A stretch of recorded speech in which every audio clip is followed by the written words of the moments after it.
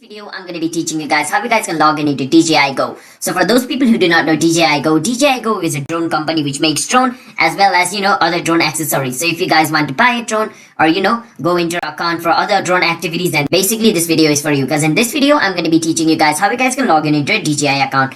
So the first step is you want to go to your search engine and you want to search for DJI Go login. After you search for it, you want to click on where it says DJI account login.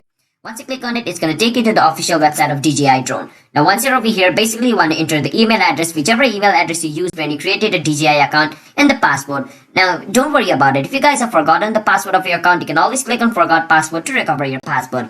So you just need to enter a correct email and correct password of your account, and once you click on login, you should be able to log in into your account. If you guys have created your account using Facebook or Google, then you guys need to go over here where it says Facebook and Google and click on the one which you used when you created a DJI account. For Facebook, for Google. After clicking on it, it's going to ask you for your, information. Like for Facebook, it's going to ask you for Facebook ID. For Google, it's going to ask you for your Gmail information.